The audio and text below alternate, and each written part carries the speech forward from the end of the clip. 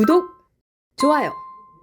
예, 3부로 바로 넘어가겠습니다. 3부 최진영 변호사 연결을 해볼 텐데요. 지금 법적인 문제들이 많이 있어서 최진영 변호사 좀 바로 연결해서 중요한 사항들 몇 가지 좀 살펴보겠습니다. 변호사님 연결됐습니까?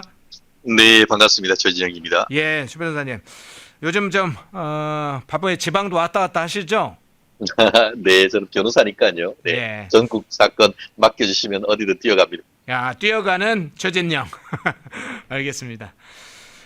먼저 헌재부터 한번 여쭤볼게요. 네네. 이 대통령이 헌법재판관 겸 헌재소장으로 김상환 전 대법관을 지명을 했고, 헌법재판관 후보자에는 오영준 서울고법 부장판사를 지명을 했는데, 2명 헌재소장과 헌법재판관 2명 지명, 이 두 인물, 일단 두 인물이 어떤 인물인지 어떻게 평가하세요? 법원 내의 실력자이면은 틀림없습니다. 예. 김상환 후보자님 같은 경우에는 대법관을 역임했고, 또 대법원에서 또 행정을 맡는 법원 행정처장직도 수행을 했습니다. 예. 그리고 오영준 후보자님 같은 경우에는 여기도 여전 두 분 다 서울대법대 졸업하셨는데요. 오영준 후보자님 같은 경우에도 지금 현재 서울고등법원 부장판사를 맡고 있는데요. 예. 실력파다라는 점에서는 두 분이 동일합니다. 그렇지만 또 두 분의 또 공통점이 있다라고 하면은 김상환 헌법재판관 및 헌법재판소장 후보 같은 경우에는 진보 성향 판사 모임인 국제인권법 학회, 그리고 오영준 서울고등법원 부장판사 같은 경우에는 우리법연구회 출신으로서 중도 좌파 쪽인 정치적 성향이 있다라고 평가해도 큰 무리는 없을 것 같은데요. 예. 김상환 헌법재판소장 후보 같은 경우에는 문재인 정부 때 대법관에 임명이 됐던 분인 것이고, 또 각종 판결도 보면은 상당히 진보적인 그런 판결을 있었기 때문에 헌법재판소의 이념적 성향이 상당히 왼쪽으로 쏠리는 것이 아니냐, 이런 우려가 큰 반면에 오영준 후보자님 같은 경우에는 좀 중도적인 성향, 그래서 지난 윤 대통령 정부에서도 대법관 후보로도 2번 정도 올랐던 그런 부분이다라고 하면은 어느 정도 평가를 할 수 있지 않을까 생각합니다. 예. 두 사람의 여러 가지 이제 활동 내역을 볼 때 진보좌파로 좀 김상환 후보가 더 기울어져 있고, 오영준은 이제 우리법 연구 출신이긴 하지만 중도 좌에 좀 가깝다고 볼 수도 있겠네요. 중도 성향이 있긴 하지만. 그러다 보니까 네. 우리 오영준 후보님 같은 경우에는 어떻게 보면 법원에서 제일 잘 나가는 분들이 있다고 하는 민사 판례 연구회에서도 열심히 일을 했고, 또 예.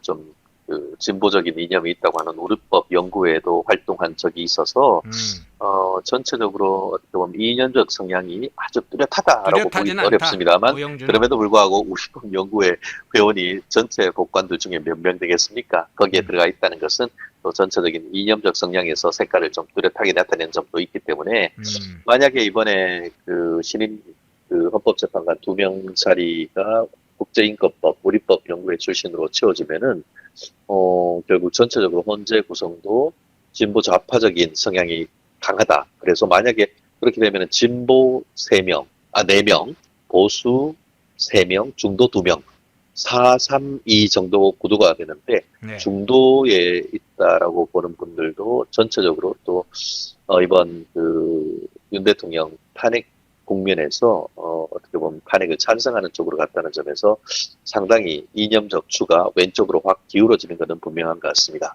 야, 헌재가 확 쏠려간다. 그러면 헌재 지금 두 사람 지명 절차를 거치고 최종적으로 임명된다면 헌재가 이제 좌쪽으로 상당히 쏠린다. 기울어진 추가 이제 한쪽으로 몰린다, 이런 건데, 그러면 향후에 이 헌재는 지금 여러 가지 이제 사건들이 올라갈 것으로 예상이 되는데, 예를 들면 여러 가지 이제 국회에서도 여러 가지 법안을 낼 수 있고요.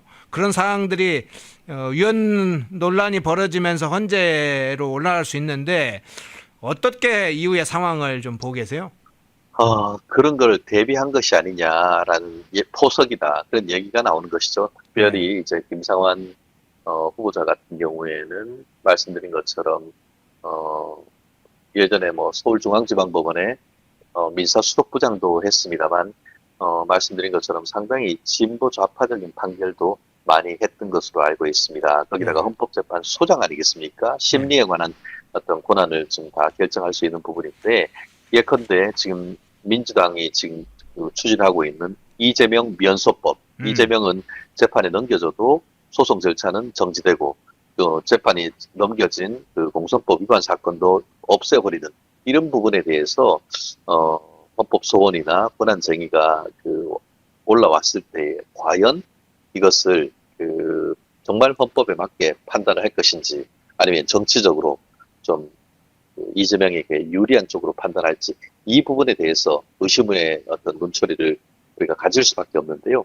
결국 이런 식으로 본인들의 어떤 쟁점 법안들이 헌법재판소로 오게 했을 때에 지금 현재 진보 좌파 성향의 헌법재판소장, 헌법재판관을 임명해 둠으로써 본인들의 유리한 판결을 끌어내려고 하는 인적 구성이 아닌가 하는 그런 비판이 상당히 제기되고 있는 것도 사실인 것 같습니다. 향후에 면소법 포함해서 주요 법안들이 이런 논란이 오면 상당히 헌재가 사법부 스스로 붕괴시키는 그런 상황도 좀 우려되는 상황이긴 하네요. 자, 그 문제 먼저 그렇습니다. 이야기하시죠.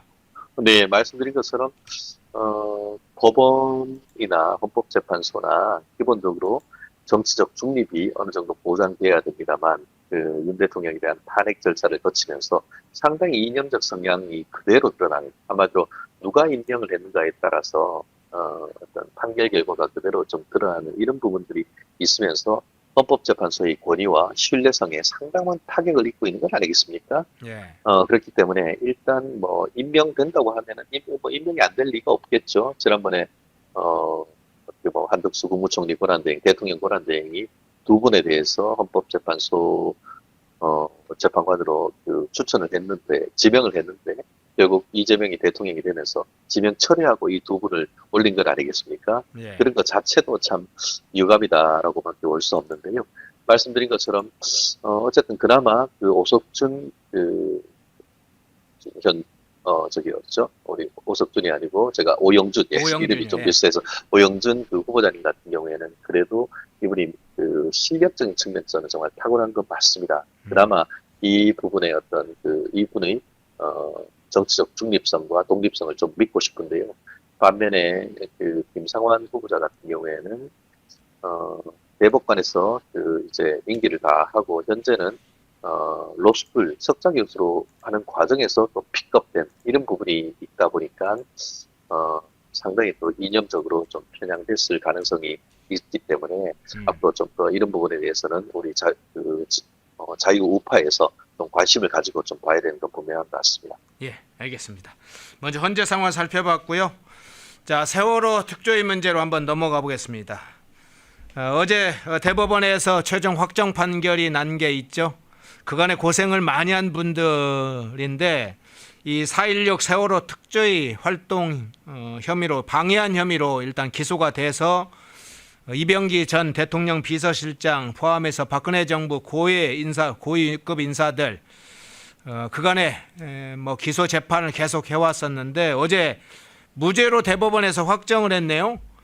이 판결 어떻게 보세요? 참 10년 동안 이분들이 얼마나 고생했을지 생각하면 저도 마음이 먹먹해지는데요. 예. 이게 언제적 일입니까? 2015년 세월호 참사가 있었던 그 당일날 박 대통령이 7시간 뭘 했냐? 그것 뒤집는다고 하면서 특별조사위원회를 야당에서 만들었고, 그 이후에 박 대통령이 탄핵되고 났고, 그렇게 되니까 당시 대통령 당선했던 문재인이 국정 100대 과제 중에 1호로 중단 없는 적폐청산이라는 그런 명분으로 해서 무단하게 기소했던 것이 이제 10년이 지나서 최종적으로 돼버린 판에 판결이 난 것 아니겠습니까? 네. 우리 법률계에서 그런 얘기가 있지 않습니까?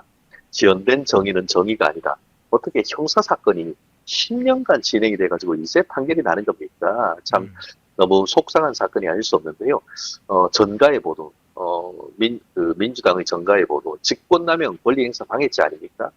이 문재인 정부가 들어오기 전에는 그 형법 교과서에 직권남용 권리행사 방해죄 판례도 거의 없었습니다.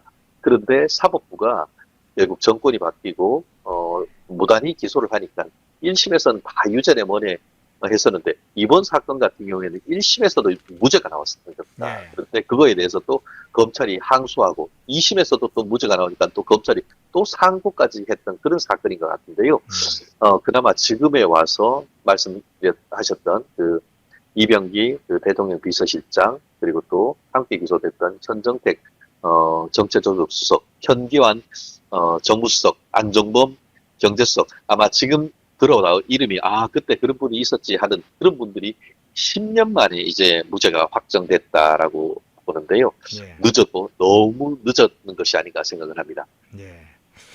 이게 사건이 사실 기소될 사건이 아니었죠. 사실 세월호 자체의 사실관계는 이미 밝혀졌고 뭐 한두 번 수사가 아니라 여러 기관이 뭐 8번 이상의 조사를 국정조사 특검 여러 가지 특별조사 이런 형식으로 많이 진행을 해서 반복적으로 해서 어떤 분 댓글에서 우려먹냐 사골 끓이냐 이런 이야기 주셨는데 진짜 세월호 사골, 그렇게 예. 네, 사골도 더 이상 나올 국물이 없습니다. 예. 이거는 뭐 거의 공룡 뼈다귀 굽는 그런 거나 마찬가지인 것 같은데요. 말씀드린 것처럼 이게 그 특조위가 만들어가지고 박 대통령 7시간 동안 뭐 했냐. 그때 말도 안 되는 무슨 비아그라가 어떻고 회개한 얘기를 했지 않습니까? 다 어떻게 보면은 헛소문이고 가짜 뉴스였더니 다 밝혀졌는데 그럼에도 불구하고 이런 사건이 아직 진행되고 있다는 점에서 법조인의 한 사람으로서 참담한데요. 1심 같은 경우에는 그 당시에 그 이병기 대통령 비서실장이 이와 같은 특조위와 관련되는 절차를 중단하도록 지시했다고 볼 증거가 전혀 없고 예. 또 그런 특조위원장의 진상규명 업무가 직권남용 권리행사 방해죄의 대상이 되는 부분인지도 불명확하다라고 해서 무죄를 선고했고요. 2심 같은 경우에도 여전히 똑같은 겁니다. 그러니까 세월호 참사 특조위란 업무 자체가 추상적이고 두루뭉술이 해가지고 이것을 어떻게 막았다고 할 증거도 없고 그게 어떤 얘기를 했다고 해도 그게 형법적으로 직권남용이 성립될 수가 없다면서 전부 무죄했던 건 아니겠습니까? 그런 사건을 또 검찰이 무단하게 또 상고까지 했다고 생각하는데 문제는 법원도 마찬가지예요. 그랬으면 빨리 상고 기각을 해줘야죠. 그런데 왜 이걸 이렇게까지 10년이나 끌은지에 대해서는 사법부도 정말 방관자적 지위로 본 것이 아닌가 그런 그 느낌을 버릴 수가 없네요. 네. 예. 자 그러면 이 긴 기간 동안에 기소가 됐으니 검찰에 가서 수사도 받고 여러 차례 수사를 받은 분들도 있죠. 이병기 실장이나 현교안 수석 같은 경우 굉장히 고생을 많이 한 걸로 아는데 네네. 근데 그러다 보면 이 정신적으로나 육체적으로나 정치적으로나 굉장한 피해나 상처도 크고 경제적으로도 피해가 적지 않은데 네네. 이 문재인 정권의 이런 야만적인 정치 보복 결국은 그 당사자들만 지금 피해가 남는 꼴이 되고 있는데 이걸 누가 책임집니까? 이거 어떻게 그 책임을 물어야 됩니까? 그렇습니다. 사실 구속됐던 분들 같은 경우에는 최종적으로 무죄가 나오면은 형사보상 청구를 해가지고 예. 그런 그 일일 어떻게 보면 막노동하는 일용직 근로자 어떤 그 월급 같이 해서 일수로 꼽혀가지고 그것에 어떤 그 형사배상을 해주는데요. 형사보상을 해주는데 그런 보상으로 이게 치유가 되겠습니까? 결국 말씀드린 것처럼 말은 중단 없는 적폐청산이라고 하지만 문재인 정부의 명백한 정치 보복이었다라고 보는 게 맞겠죠. 예. 근데 결국 그 사이에 문재인은 저쪽 양산에 가가지고 아방궁 같은 데 지어놓고 거기서 경호원 60명 넘는 사람들의 경호 받으면서 떵떵거리고 살고 있고 그 사이에 무죄 받았던 사람들은 오랜 기간 수사받고 구속되고 재판받았는데 나라가 돈으로 보상만 해주는 것이 문제냐. 아마 민주당이었으면은 이것도 거꾸로 진상조사하자고 하면서 특위 만들고 할 텐데 국민의힘은 그럴 만한 배알도 없는 것 같습니다. 예, 그렇군요. 자, 그 상황 세월호 특조에 관련된 상황 살펴봤고요. 자, 내란 특검 문제 한번 여쭤볼게요. 네네. 내란 특검이 요즘 또 새로운 문제들을 계속 일으키고 있는데 지기현 판사, 심우정 검찰총장이 직권을 남용했는지 수사를 하겠다는 의지와 준비를 하고 있다는 이런 소식이 들려요. 그러니까 이 내용은 윤석열 전 대통령의 구속 취소 그리고 석방 과정에서 이 지기현 판사와 심우정 검찰총장이 직권을 남용했는지 이걸 한번 들여다보겠다. 그래서 수사를 준비하고 있다는 소식도 들리긴 하는데 상당히 어처구니없는 상황인데 어떻게 평가를 하세요? 단순히 어처구니가 없는 것이 아니고 이것은 독재로 가는 길목이 아닌가 생각을 합니다. 예. 말만 나오는 것이 아니고 진짜 그 사법부의 핵심이라고 할 수 있는 법원의 판결 결정 그리고 또 준사법기관에 관한 결정이 이제는 직권남용 권리행사 방해죄가 된다라고 하면은 이제는 판결할 사람이 어디 있습니까? 그냥 재판만 줄줄 끌고 형사적으로 좀 민감한 정치적 사건에 대해서 판결 선고 자체를 안 하고 마치 뭐라고 할까요? 그 핫포테이토라고 합니까? 뜨거운 감자처럼 계속 돌리기만 하고 결정을 안 하겠죠. 이런 일이 어디 있습니까? 지기현 부장판사 같은 경우에는 예전에 그 다른 분들과 달리 3월 7일이었습니까? 8일이었습니까? 윤 전 대통령에 대한 구속을 취소하면서 구속 취소하는 이유를 상당히 길게 설치를 했습니다. 그래서 구속 기간 산정에 관한 그 나름대로의 어떤 논리 그리고 또 검수완박에 따르는 그 내란죄 수사권이 어디 있는지 이런 부분에 대한 아주 심도 있는 이유를 써가지고 구속 취소를 하고 석방을 했습니다. 예. 그리고 또 심우정 검찰총장 같은 경우에는 그와 같은 부분에 대해서 법원의 결정을 존중해서 석방 지시를 하고 즉시 항고를 하지 않았습니다. 이것은 독립된 사법기관과 독립된 준사법기관의 내부에 심도 있는 그 판결, 그 어떤 심의를 통한 결정입니다. 심우정 검찰총장 같은 경우에도 전국 고검장들 다 그 소환을 해서 이 부분에 대한 내부 회의를 거친 다음에 결정을 한 겁니다. 이런 부분이 직권남용 권리행사 방해죄라고 한다고 하면은 이제 앞으로 대한민국 사법부의 독립성은 안드로메다로 가고 예나 줘버리는 것이고 이게 뭐 법불악의 승불요곡 특검이 그러더라고요. 특검보가 아니 죽은 권력에 대해서 칼날을 휘두르는 이런 상황 속에서 검찰이나 특검이나 살아있는 권력에 대해서 제대로 수사를 할 것이지 죽은 권력에 대해서 청령오늘도를 부르는 것이 어떻게 법불악입니까? 지금 이런 어이없는 직권남용이다, 내란이다 얘기 자체가 정말 법조인의 한 사람으로서 정말 개탄할 수밖에 없는 진짜 이렇게 된다고 하면은 대한민국은 더 이상 선진국이 아니고 베네수엘라와 같은 후진국이나 마찬가지다. 그렇게 평가할 수밖에 없습니다. 예. 그런데 내란 특검의 행태를 좀 마지막으로 여쭤보겠는데요.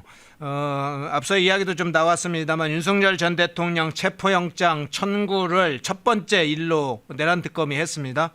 그리고 김용현 전 장관에 대한 구속영장 청구도 하면서 구속이 연장이 됐는데 시작부터 준비 단계에서부터 막 시작을 했어요. 그런데 여기에 사무실이 서울 고검에 마련했다 사무실을 이러면서 안보 보안 이야기를 하는데 좀 여러 가지 이상한 행태를 보이고 있습니다. 내란 특검의 행태에 대해서는 어떻게 평가를 하세요? 그렇습니다. 말씀드린 것처럼 3특검이 한꺼번에 동시에 진행되고 있지 않습니까? 네. 특검이 준비 절차를 다 마치기도 전에 그러니까 사무실 또 특검 검사 수사관이 다 임명되기도 전에 김용현 전 장관 같은 경우에는 그 기소를 하고 전격 구속영장을 청구하는 등 특검법에는 필요할 경우에는 미리 수사도 할 수 있고 공소 유지를 할 수 있는 건 있지만 기소를 할 수 있다는 것도 저는 처음 보는데요. 그래서 김용현 전 장관 측 같은 경우에는 기소 자체가 특검법에 위반돼서 공소기각해야 된다라고 얘기를 하고 있음에도 불구하고 김용현 전 장관에 대해서는 법원이 구속영장을 발부했고 그 반면에 윤 대통령에 대한 체포영장 청구는 체포영장이 요건이 되지 않았다라고 해서 법원이 어떻게 보면 특검에 일격을 가했는데요. 그런 것에 대해서 아직까지 특검이 좀 지나친 강공 드라이브를 거는 것이 아닌가.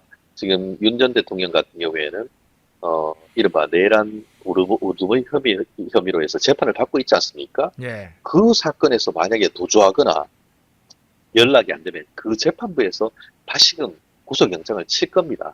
지금 상황 속에서 성실하게 재판에 임하고 있는데 체포영장 청구한다, 구속영장 청구한다라고 해서 어떻게 보면은 피의자나 피고인의 방어권 보장이라든가 아니면은 그런 적법 절차를 제대로 지키는지에 대한 비판이 상당히 강하게 나오고 있는 건 아니겠습니까?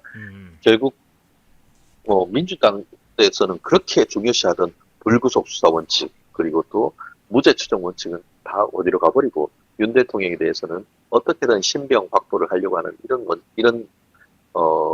그런 상황 속에서 결국 그 기본적인 피의자의 인권 보장을 할 수 있는 부분은 방어권 보장할 수 있는 것은 법원의 독립적인 의지밖에 없다. 저는 그렇게 봅니다.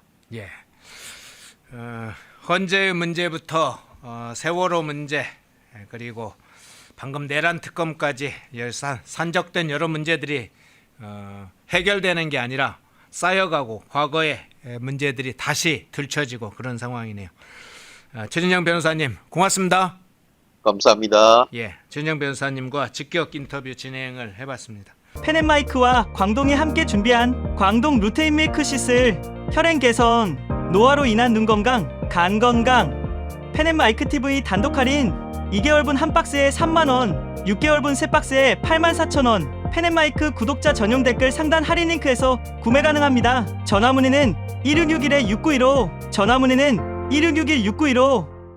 펜앤마이크와 광동이 함께 준비한 광동 면역보감 데일리 스틱 2024년 건강기능식품 대상 높은 흡수율, 휴대와 섭취가 간편한 스틱형 펜앤마이크 TV 단독 할인 1개월분 한 박스에 33,000원, 3개월분 세 박스에 9만원. 펜앤마이크 구독자 전용 댓글 상단 할인 링크에서 구매 가능합니다. 전화 문의는 2661-6915, 전화 문의는 2661-6915. 펜앤마이크와 광동이 함께 준비한 광동 혈당혈압 콜레스테롤 케어 솔루션 식후 혈당 상승 억제, 체지방 감소, 혈중 콜레스테롤 개선, 높은 혈압 감소. 펜앤마이크 TV 단독 할인 1개월분 한 박스에 25,000원, 3개월분 세 박스에 66,000원. 펜앤마이크 구독자 전용 댓글 상단 할인 링크에서 구매 가능합니다. 전화 문의는 1661-6915, 전화 문의는 1661-6915. 펜앤마이크에서 추천하는 영상도 보고 가세요. 다른 영상도 즐기시려면 구독 버튼을 꼭 눌러주세요.